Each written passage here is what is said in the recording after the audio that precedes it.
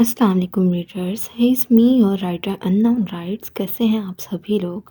امید ہے آپ سب خیریت سے ہوں گے. میں بھی بس خیریت سے ہی ہوں. تو کل کمیونٹی کی پوسٹ تو آپ نے دیکھ لی ہوگی. میں کیا بولوں، سمجھ سے باہر ہے. کچھ سمجھ نہیں آ رہا کیا کرنا ہے کیا نہیں کرنا. بہت سے لوگوں کا کہنا ہے کہ آپ اپنی جگہ نہ چھوڑیں. بات جگہ چھوڑنے کی نہیں ہے، بات یہ ہے کہ انسان کا اگر کوئی واٹس ایپ اسٹیٹس بھی کاپی کر لینا ہے تو اس کو وہ بھی بہت برا لگتا ہے کہ اس نے میرا کیوں کاپی کیا ہے. تو یہاں پہ تو پورا میرا ناول ہے، اور یقین مانیں اس کے پیچھے اتنی محنت ہے، اتنی ریسرچ ہے، میں آپ کو بتا نہیں سکتی. اور میرے خیال سے آپ کو یہ محنت نظر بھی آتی ہوگی کانٹینٹ میں. تو بات وہی ہے کہ میں نے ای بک اس بار دینی تھی، کیونکہ آسما میں عامر بھی میں نے ای بک نہیں دی، وہ بھی میں نے ویسے ہی اپلوڈ کر دیا PDF میں. اور جو پہلا میرا ناول تھا روگیش، وہ بھی ویسے ہی کر دیا. تو اس بار میں نے ای بک دینی تھی، لیکن انہوں نے پہلے ہی یہ لگایا ہوا ہے جی کہ اپ کمنگ ناول. ویسے بات ہوئی ہے ان سے، تو وہ یہی کہہ رہے ہیں کہ ہم اپلوڈ نہیں کریں گے. تو اللہ کرے وہ اپلوڈ نہ کریں، ورنہ میری تو ساری محنت ایک قسم کی ضائع ہی جائے گی. آگے دیکھتے ہیں کیا ہوتا ہے. رپورٹ ابھی میں نہیں کر رہی بیکوز ابھی انہوں نے اپلوڈ نہیں کیا. ابھی ویسے بات چیت ہوئی ہے، وہ کہہ رہے ہیں نہیں کریں گے، لیکن اگر انہوں نے اپلوڈ کیا تو پھر میں رپورٹ کروں گی. ظاہر سی بات ہے، اور مجھے یقین ہے آپ لوگ بھی رائٹر کا ساتھ دیں گے، کیونکہ جب PDF ہی آ جائے گا تو پھر لوگ ای بک کیا خریدیں گے. سیدھی سی بات یہ ہے. اور مجھے کیا فائدہ ہوگا؟ مجھے اتنا کھپنے کا سیریسلی کوئی فائدہ نہیں ہوگا. تو لیٹس سی، دیکھتے ہیں کیا ہوتا ہے. فی الحال میں بہت ڈسٹربڈ ہوں. سو اسٹارٹ کرتے ہیں آج کے ایپیسوڈ نمبر 32، پارٹ نمبر 1. سر، شیر سر کی ڈیڈ باڈی. گارڈز نے کچھ بولنا چاہا جب بہرام نے ایک اسپاٹ نگاہ اس پر ڈالی. گارڈ کی زبان کو قفل لگے. PR سب نظر انداز کرتا کنٹرول روم میں چلا گیا. اس کے اندر آتے ساتھ ہی BR فورس کے لوگ جو سیکیورٹی کو مینیج کرتے تھے ہڑبڑا کر کھڑے ہوئے. ان سب کو اپنی جان خطرے میں نظر آ رہی تھی. کالے رنگ کے ڈنر سوٹ میں، چہرے پر بظاہر اسپارک تاثرات سجائے، اندر ایک تباہی لیے وہ سب کو خون کے آنسو رلانے کا سبب بن رہا تھا. سبھی لوگ ایک قطار بنا کر ہاتھ باندھے سر جھکائے کھڑے ہو چکے تھے. بہرام مین سسٹم کی جانب بڑھا. اس کی مضبوط انگلیاں بڑی تیزی سے کی بورڈ پر چل رہی تھیں. اگلے ہی پل اس نے شیشے کی مانند کی بورڈ یکدم اٹھا کر زمین پر پٹکا. شیشہ جو روشنی سے روشن تھا اب زمین پر گرتے ہی اس کی روشنی بند ہو چکی تھی. وہاں کھڑے تمام ورکرز نے حلق تر کیا. اس نے گہرا سانس بھرا اور وحشت سے بھرپور خوبصورت آنکھیں لیے ریوالونگ چیئر سیدھی کیے اس پر بیٹھا. ایکسپارٹ نگاہ اس نے سامنے کھڑے ورکرز پر ڈالی جو ایک سے بڑھ کر ایک IT ایکسپرٹس تھے. تم لوگوں کو یہاں کیوں رکھا گیا ہے؟ بہرام نے ایک نظر سب کو دیکھتے سوال داغا.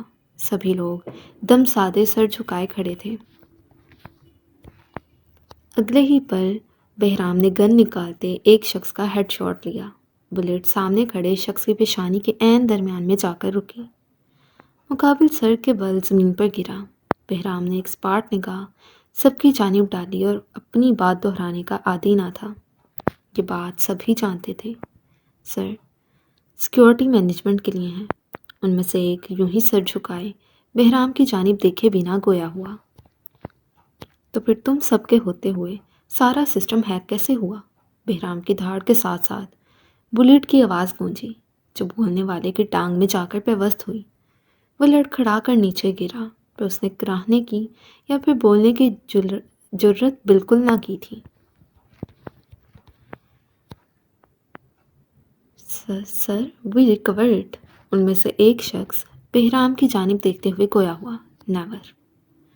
جیسا چل رہا ہے ویسا ہی چلنے دو. بہرام اسپاٹ چہرے سے گویا ہوا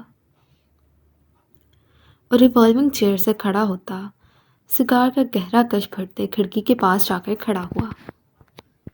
اگر وہ ہم پر نظر رکھنا چاہتے ہیں تو رکھنے دو نا، ان کے کام میں خلل کیوں ڈال رہے ہو؟ بہرام سگار کا دھواں فضا میں اڑاتا گویا ہوا. پیچھے قطار میں کھڑے لڑکوں نے بہرام کی جانب دیکھا. پر بہرام کے مڑنے پر وہ اپنی نظریں ایک بار پھر جھکا گئیں۔ وہ جو دیکھنا چاہتے ہیں بی آر انہیں وہی دکھائے گا، پر ہوگا وہی جو بی آر چاہے گا۔ بہرام سرد لہجے میں گویا ہوا۔ شیر کے جنازے کی تیاری کرو، بہرام کہتے ساتھ کنٹرول روم سے باہر نکلتا چلا گیا۔ شیر کے جنازے کے بعد اسے اپنی بلوسم گرل کو ڈھونڈنا تھا۔ اپنی بلوسم گرل کو پانے کے لیے وہ دنیا ادھر کی ادھر کر دینے کا ارادہ رکھتا تھا۔ وہ جتنا ہی خاموش تھا اتنا ہی بڑا طوفان لانے والا تھا۔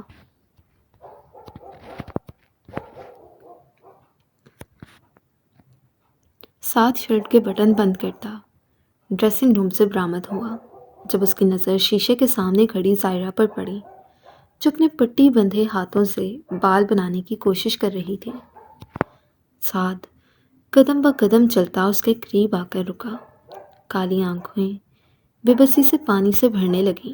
ظاہرہ نے جھنجھلا کر ہیئر برش ڈریسنگ ٹیبل پر پٹکا اور ایک جھٹکے سے پیچھے مڑی، یہ دیکھے بغیر کہ پیچھے وہ ستمگر کھڑا ہے۔ ظاہرہ نے اپنے پٹی میں جکڑے نازک ہاتھ سعد کے سینے پر رکھے خود کو اس میں لگنے سے بچایا۔ اس سب میں ظاہرہ کے گھنے بال آگے آتے اس کے شانے پر بکھر چکے تھے۔ کیا ہوا ہے؟ سعد نے بڑے پیار سے اس کی گھنی ناگن جیسی زلفوں کو اس کے چہرے سے ہٹاتے استفار کیا۔ ظاہرہ نے ایک نظر اسے دیکھا جو گریبان کے بٹن کھولے نم بالوں سے سر جھکا کر کھڑا ظاہرہ کی آنکھوں میں دیکھتا اس کا گال سہلانے میں مصروف تھا۔ کچھ نہیں، ظاہرہ نے نفی میں سر ہلایا اور اس سے دور ہوئی۔ میں آج یونی نہیں جاؤں گی۔ ظاہرہ ایک بار پھر سعد سے مخاطب ہوتی بیڈ کی جانب بڑھنا چاہا جب سعد نے ہاتھ بڑھا کر ڈریسنگ ٹیبل سے برش اٹھایا اور ظاہرہ کا چہرہ شیشے کی جانب کرتے اس کے گھنے بالوں میں برش پھیرنے لگا۔ ظاہرہ حد تک کھڑی سعد کا یہ پلائٹ رویہ دیکھ رہی تھی۔ اس کے گھنے بالوں میں برش پھیر کر اس کے بالوں کو ٹیل پونی کی شکل دیے سعد نے اپنا ہاتھ ظاہرہ کی جانب بڑھایا۔ ظاہرہ نے ربر بینڈ سعد کے بھاری ہاتھ پر رکھا۔ سعد بڑے محو انداز میں ظاہرہ کے بال بنا رہا تھا اور ظاہرہ دیوانوں کی مانند سعد کو تک رہی تھی جو سنجیدہ سا چہرہ لیے ظاہرہ کے بال بنا چکا تھا۔ ظاہرہ کے بالوں کو سمیٹنے کے بعد سعد نے اس کا رخ اپنی جانب کیا۔ ظاہرہ یکٹک سعد کی سنہری آنکھوں میں دیکھنے لگی۔ سعد اس کا سبھی چہرہ اپنے ہاتھوں میں لیے اس کی پیشانی پر جھکتا، اس کی پیشانی اپنے لمس سے معطر کر گیا۔ ظاہرہ نے اپنی آنکھیں سکون سے موند لیں۔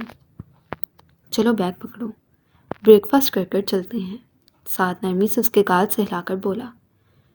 ظاہرہ اس بات میں سر ہلاتی اپنی یونی کے بیگ کی جانب بڑھ گئی۔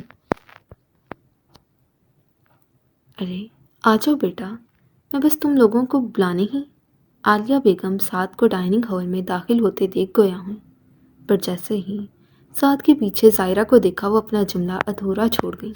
ظاہرہ بیٹا یہ کیا ہوا ہے؟ عالیہ بیگم جلدی سے ڈائننگ ٹیبل سے کھڑی ہوتی ظاہرہ کے قریب جاتی اس کے پٹی میں جکڑے ہاتھ اپنے ہاتھوں میں لے گئیں۔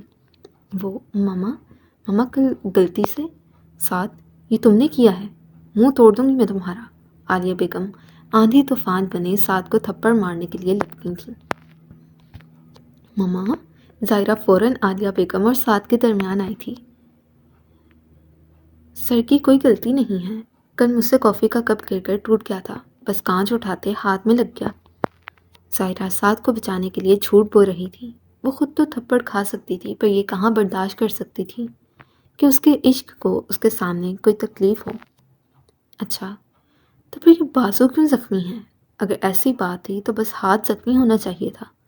عالیہ بیگم بھسم کر دینے والے انداز سے سعد کو دیکھے گویا ہوں۔ ماما میں نے بتایا نا، جھوٹ مت بولو ظاہرہ۔ عالیہ بیگم کی دھاڑ پورے ڈائننگ ہال میں گونجی۔ میں سچ کہہ رہی ہوں۔ وہ ایک بار پھر بڑی صفائی سے جھوٹ بول رہی تھی۔ ظاہرہ جھوٹ نہیں بولو، اگر اس نے کچھ کیا ہے تو مجھے بتاؤ، میں ابھی اس کی کھال اتارتی ہوں۔ عالیہ بیگم غصے سے سرخ پڑتے چہرے کے ساتھ گویا ہوں۔ نو ماما بی ریلیکس، میں بالکل ٹھیک ہوں۔ ظاہرہ نے ان کے ہاتھ اپنے پٹی میں جکڑے ہاتھوں میں لیے، یقین دلایا۔ سعد نے نظر جھکا کر اپنے سامنے کھڑی ٹڈی کو دیکھا۔ جو اسے تھپڑ پڑنے سے بچا گئی تھی، بلکہ بڑی صفائی سے سارا الزام اپنے سر بھی لے گئی تھی۔ بیٹا، دھیان کہاں تھا تمہارا؟ آئندہ تم کوئی کام کو ہاتھ نہیں لگاؤ گی۔ عالیہ بیگم زائرہ کے دونوں ہاتھ پکڑے گویا ہوں۔ ویسے ماما، آپ عجیب ساسو ماں ہیں۔ لوگوں کی ساس اپنی بہو کو کام کرنے کا حکم دیتی ہے اور آپ مجھے کام کرنے سے روک رہی ہیں۔ زائرہ شرارت سے چمکتی آنکھوں سے عالیہ بیگم کی جانب دیکھتے گویا ہوئی۔ اس کا کھنکتا لہجہ دیکھ سعد نے اس لڑکے کی جانب دیکھا جس کے چہرے پر رات کے واقعے کا کوئی شائبہ تک نہ تھا۔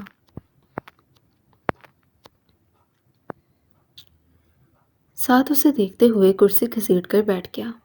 اب ایک عجوبہ سے پٹاخے کی ساس ہوں، سب سے مختلف تو ہوں گی۔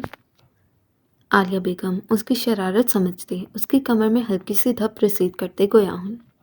زائرہ کا ایک کھنکتا قہقہا ڈائننگ ہال میں گونجا۔ سعد نے چہرہ موڑ کر زائرہ کو دیکھا جو جی جان سے ہنس رہی تھی۔ کیا لڑکی تھی یہ؟ اتنی اذیت سہنے کے باوجود بھی اتنی خوش کیسے تھی؟ اگر تو یہ ایک اداکاری تھی تو وہ بہت کمال کی اداکار تھی، پر سعد ہمدانی یہ بھول گیا تھا وہ زائرہ ملک ہے۔ اگر وہ مر بھی رہی ہوگی تو آنسو بہا کر کسی سے ہمدردی نہیں سمیٹے گی، حتیٰ کہ ہنستے ہوئے مرنا قبول کرے گی۔ بیگم صاحبہ، مسز فرحت کی کال آئی ہے۔ وہ کافی دیر سے آپ کے سیل پر ٹرائی کر رہی تھی، پر جی آپ کا فون نہیں مل رہا، اس لیے انہوں نے پی ٹی سی ایل پر کال کی ہے۔ عالیہ بیگم زائرہ کو کرسی پر بٹھا رہی تھیں جب ملازمہ نے آ کر ان کو ایک عزیز کی کال کا بتایا۔ تم چلو، میں آ رہی ہوں۔ زائرہ بیٹا، ناشتہ کرو، میں آتی ہوں۔ عالیہ بیگم پہلے ملازمہ سے مخاطب ہوئیں، پھر زائرہ کو ناشتے کی ہدایت دیتی ڈائننگ ہال سے باہر نکلتی چلی گئیں۔ ساتھ یوں ناشتہ کرنے میں مصروف تھا جیسے اس کے علاوہ یہاں کوئی بیٹھا ہی نہ ہو۔ زائرہ نے ہاتھ بڑھا کر جوس کا جگ پکڑنا چاہا، پر اس کی کوشش بے سود رہی۔ کچھ سیکنڈ مسلسل زائرہ کو جگ کے ساتھ زور آزمائی کرتے محسوس کیے۔ سعد نے اپنی نظریں اٹھا کر اس کی جانب دیکھا جو جگ تو پکڑ چکی تھی، پر ہتھیلیاں زخمی ہونے کی وجہ سے وہ جوس گلاس میں انڈیل نہیں پا رہی تھی۔ اس کی حرکت دیکھ سعد یکدم کھڑا ہوا۔ اس سے پہلے جوس کا جگ زائرہ کے ہاتھ سے چھوٹتا، سعد جلدی سے اسے اپنے ہاتھ میں تھام گیا۔ زائرہ نے نظریں اٹھا کر سعد کی جانب دیکھا، پھر منہ پھلا کر دونوں ہاتھ سینے پر باندھے کرسی سے ٹیک لگا گئی۔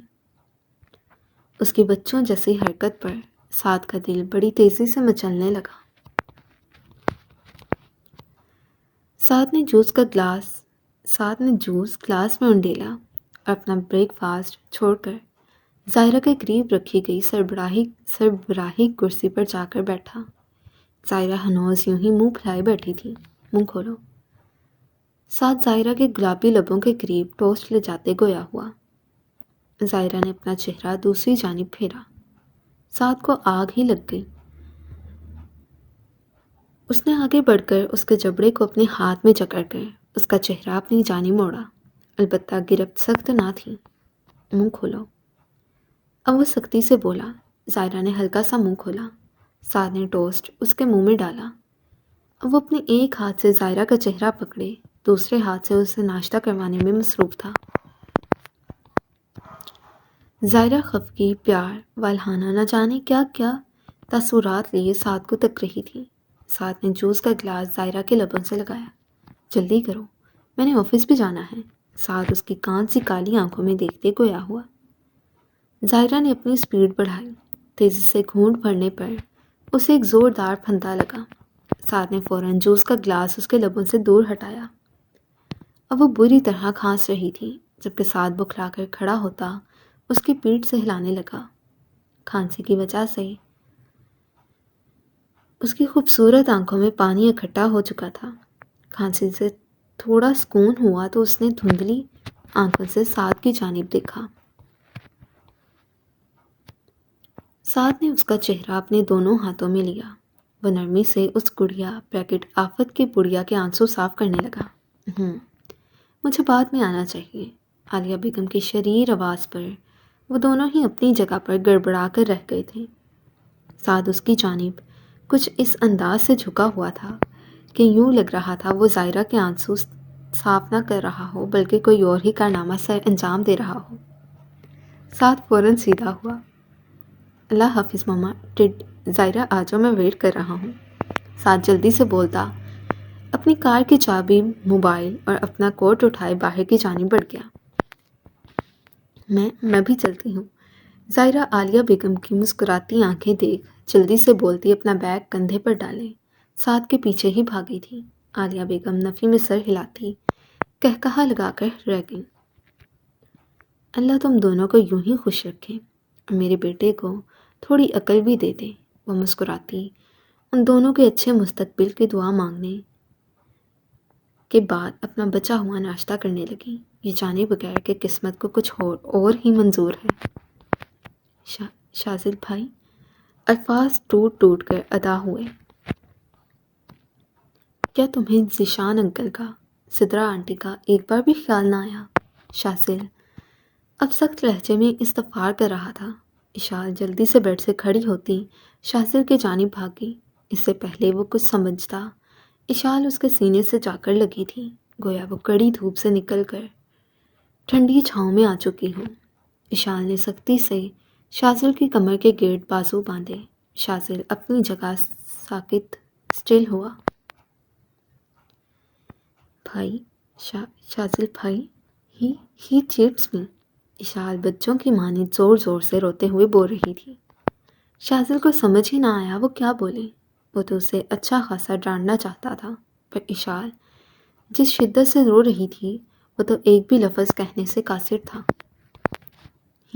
ہی سلیپ می، شازل بھائی، ادھر لڑکیاں وہ مارتے تھے سب کے سامنے، بیڈ ٹچ۔ اشال شازل کے سینے میں منہ دیے تڑپ تڑپ کر بلکتی بول رہی تھی اور شازل کی نیلی آنکھیں انگارہ ہوتی چلی جا رہی تھیں۔ اس کے ہاتھ شازل بھائی، اس کے ہاتھ میرے اوپر سانپ کی طرح۔ ہچکیوں کے درمیان بولتی وہ شازل کو شدید غم میں مبتلا کرتی چلی جا رہی تھی۔ اشال گڑیا چپ۔ شازل نے ہاتھ بڑھا کر اس کو خود سے دور کرنا چاہا، وہ کچھ نہیں سننا چاہتا تھا۔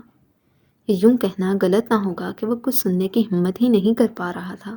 وہ سب جانتا تھا، ادھر لڑکیوں کے ساتھ کیا سلوک ہوتا ہے۔ نہیں، اشال شازل کے سینے میں اور گھسی۔ وہ شازل سے دور ہونے کو تیار نہ تھی۔ اگلے ہی لمحے وہ شازل سے دور ہوتی نیچے بیٹھی۔ اشال نے شازل کے پیر پکڑنے چاہے، وہ بساختہ ہی 2 قدم پیچھے ہوا۔ مجھے معاف کر دیں، آئی ایم سوری بھائی۔ اشال جلدی سے آگے بڑھتی اس کی ٹانگیں پکڑے گویا ہوئی۔ اشال، یہ کیا کر رہی ہو؟ اٹھو یہاں سے۔ شازل نے اس کا بازو تھامے اسے اٹھانا چاہا۔ نہیں بھائی پلیز، آئی ایم سوری، میں نے آپ سے بہت بدتمیزی کی۔ اشال شازل کی ٹانگوں پر سر رکھے سے سکتے ہوئے گویا ہوئی۔ اشال، میں کہہ رہا ہوں اٹھو یہاں سے۔ شازل اسے اٹھاتے ہوئے گویا ہوا۔ آپ نے کہا تھا اس سے نہ ملو، میں ملی اور آپ کو غلط سمجھا۔ بھائی آپ ٹھیک تھے، وہ برا تھا، وہ بہت برا تھا۔ اس نے میرے ساتھ، اشال نے اتنا ہی کہا جب شازل نے زور سے جھٹکا دیتے اسے کھڑا کرتے اپنے سینے سے لگایا۔ ادھر کیمرے، اشال دھاڑے مار کر رو رہی تھی۔ شازل نے نم آنکھوں سے اپنا ایک بھاری ہاتھ اشال کے سر پر رکھا اور دوسرا اس کی کمر پر رکھ گیا۔ اشال بری طرح سے سکنے لگی۔ شازل کی سرخ ہوتی آنکھوں سے ایک آنسو ٹوٹتا اشال کے بالوں میں جذب ہوا۔ میں بھاگی، مجھے نہیں پتا تھا وہ کون ہے، مجھے لگا وہ میری مدد کرے گا۔ اشال کے آنسو شازل کی شرٹ گیلی کر رہے تھے۔ پر بھائی، اس نے بھی مجھے قید کر لیا، مجھے ڈر لگتا تھا بھائی، مجھے بہت ڈر لگتا تھا۔ اشال گڑیا ریلیکس۔ شازل اس کی اکھڑتی سانسیں محسوس کیے اپنی سرخ آنکھوں کو میچتے گویا ہوا۔ وہ روز رات کو میرے پاس آتا تھا۔ اشال ایک بار پھر بولی، مجھے کہتا میں اس کی بلوسم گرل ہوں۔ اشال ایک بار پھر بری طرح بلکنے لگی۔ اشال نے اپنا چہرہ شازل کے سینے سے باہر نکالا اور شدت سے آنسو بہاتے ہچکیاں بھرتے اسے دیکھنے لگی۔ اس نے اس کو گولی مار دی، اس کو شوٹ کر دیا، میرے کھانا نہ کھانے پر اس کو شوٹ کر دیا۔ وہ میرے سامنے زمین پر گری۔ اشال نے فرش کی جانب اشارہ کیا۔ زمین پر گری، وہ رو رہی تھی، مر رہی تھی، وہ صرف میری وجہ سے مر رہی تھی۔ میں بہت گندی ہو گئی ہوں بھائی، میں بہت بری ہوں بھائی، میری وجہ سے سب غلط ہو گیا۔ بھائی میں اس کی بلوسم گرل نہیں، وہ کہتا مجھ سے شادی کر لو۔ میں اس کے ساتھ شادی نہیں کر سکتی، اسے نہیں پتا میں گندی ہو گئی ہوں، اس نے مجھے گندا کر دیا ہے۔ اشال پلیز پلیز چپ ہو جاؤ۔ شازل اپنا ہاتھ اشال کے لبوں پر رکھ کے گویا ہوا۔ اب شازل کی برداشت سے باہر ہو رہا تھا۔ اشال کی باتیں اسے تکلیف میں مبتلا کرتی جا رہی تھیں۔ اگر اشال تڑپ رہی تھی تو اس کو سنبھالتے ہوئے شازل کو بھی اپنا وجود انگاروں پر گھسیٹتا ہوا محسوس ہو رہا تھا۔ اشال نے شازل کا ہاتھ خود سے دور کیا۔ نہیں، مجھے ٹچ نہ کریں، آپ بھی گندے ہو جائیں گے، میں بھی گندی ہوں۔ یہ دیکھیں یہاں پر اس نے اشال بری طرح کبھی اپنے چہرے کو، کبھی لبوں کو تو کبھی اپنی گردن کو نوچنے لگی۔ اشال اسٹاپ اٹ۔ شازل سے اس کی یہ حالت برداشت نہیں ہو رہی تھی، وہ غصے سے چیخا۔ اس نے مجھے گندا کر دیا، اللہ جی، اب میں کیسے گناہوں سے پاک ہوں گی؟ اشال شدت سے بلکتی اوپر کی جانب دیکھتے ہوئے گویا ہوئی۔ اشال کچھ نہیں ہوا گڑیا، ایسے نہیں کرو۔ شازل اس کو اپنی گردن اور لبوں پر ناخنوں سے کھرچتے دیکھ جلدی سے اس کو قابو کرتے گویا ہوا۔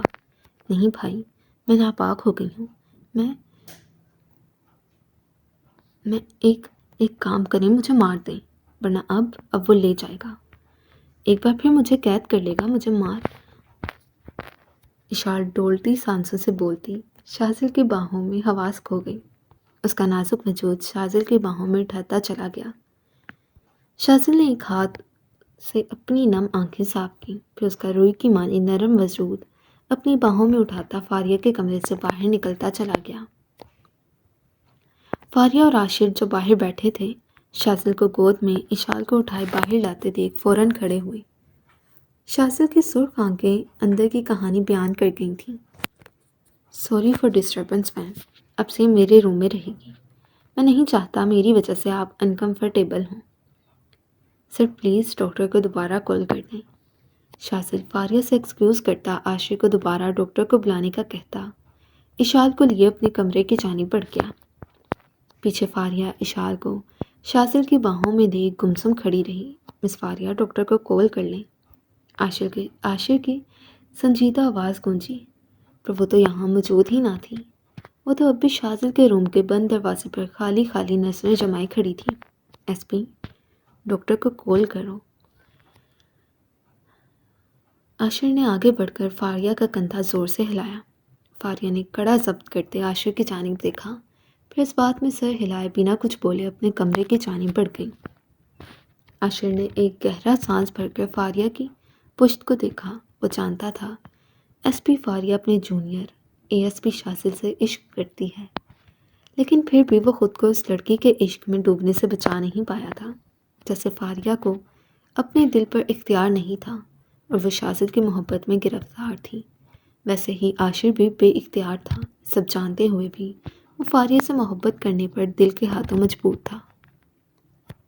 سو ریڈرز، یہ تھی آج کی episode. Hope so you like it. If you like, don't forget to like, comment and subscribe my channel.